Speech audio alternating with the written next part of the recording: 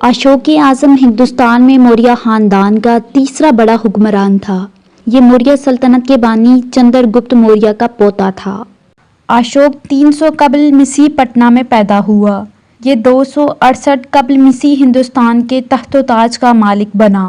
یہ ایک بہادر، نڈر اور ظالم ترین حکمران تھا۔ بعض روایات میں آتا ہے کہ اس نے اپنی جوانی میں چھری کی مدد سے شیر کا شکار کیا تھا۔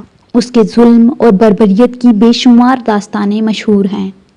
اس نے اقتدار اور تخت کے حصول کے لیے اپنے 99 بھائیوں کو قتل کیا۔ اپنی حکمرانی کو وسعت دینے اور تخت کو بچانے کے لیے اس نے جنگ و جدل کے ذریعے خون کی بے پناہ ندیاں بہا دیں۔ میدان جنگ میں یہ شخص اپنے مفتوحہ سلطنت کی رعایا اور فوج کو ذبح کر کے جشن منایا کرتا تھا۔ اشوک اعظم کے زمانے میں ہندوستان کی مشرقی سرحدوں پر ریاست کلنگا واقع تھی، جو آج کل اڑیسہ کہلاتی ہے۔ یہ ریاست جمہوری اور عسکری اعتبار سے کافی مضبوط ریاست تھی۔ اشوکا کی شدید خواہش تھی کہ وہ کلنگا کو فتح کر کے موریہ سلطنت کا حصہ بنائے۔ آخرکار 3 سال کے مسلسل حملوں کے بعد اشوک کلنگا کو فتح کرنے میں کامیاب ہو گیا۔ فتح کے نشے میں اشوک کی فوج نے مفتوحہ ریاست کی اینٹ سے اینٹ بجا دی۔ تقریباً سارے فوجیوں کو بے دردی سے قتل کر دیا گیا۔ جنگ کے بعد اگلی صبح جب اشوک اعظم میدان جنگ کا جائزہ لینے گیا تو اس نے چاروں طرف لاشوں کے ڈھیر دیکھے۔ اس نے اپنے وزیر سے پوچھا کہ یہ کتنے لوگ اس جنگ میں ہلاک ہوئے۔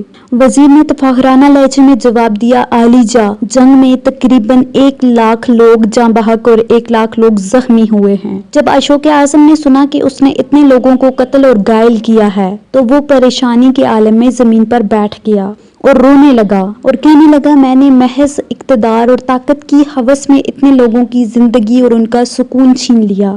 ضمیر کی اس ملامت اور احساس ندامت کی بدولت اشوک کے اندر کا ہمدرد انسان جاگ اٹھا۔ اس کے بعد اس کی زندگی کا ایک نیا باب شروع ہوا۔ اس نے اپنی تلوار کو ایک ندی میں پھینک دیا اور اپنی 5 لاکھ کے قریب فوج کو ہمیشہ کے لیے رخصت کر دیا۔ اشوک نے ہندو مت کو ترک کر کے بدھ مت مذہب اختیار کر لیا۔ اشوک اعظم نے بدھ مت کو ایک نئی جلا بخشی۔ اس نے بدھ مت میں بہت ساری اصلاحات کی۔ اس نے بدھ بخشوں کو مختلف ممالک میں تبلیغ کے لیے بھی بھیجا، جہاں اسے نمایاں کامیابی ملی۔ اشوک نے اپنے دور اقتدار میں بہت رفاہی کام کیے۔ اس نے انسانوں اور جانوروں کے لیے طبعی مراکز بنائے، پانی کے بڑے بڑے ڈیم بنا کر آبپاشی کو فروغ دیا اور ملک کے کونے کونے تک شاہراہوں کا جال بچھا دیا۔ اس نے ایماندار افسر تعینات کیے اور ہر طرف امن و امان اور خوشحالی کو یقینی بنایا۔ یہی وجہ ہے کہ تاریخ ہندوستان میں اشوک کا دور سنہری حروف میں لکھا جاتا ہے۔ اشوک نے تقریباً 40 سال حکومت کی۔ اس کی حکومت کا سورج ہندوستان کی وسیع و عریض سلطنت پہ چمکتا تھا، جس میں آج کا بھارت، پاکستان، افغانستان اور بنگلہ دیش شامل تھے۔ اس نے اتنی بڑی سلطنت کا نظم و نسق اتنے احسن طریقے سے چلایا کہ اس انتظامی انفرادیت کی بنا پہ دنیا آج بھی اسے اشوکا دی گریٹ کے نام سے یاد کرتی ہے۔ ناظرین، آپ کو ہماری یہ ویڈیو کیسی لگی اس کے بارے میں کامنٹ ضرور کیجیے گا۔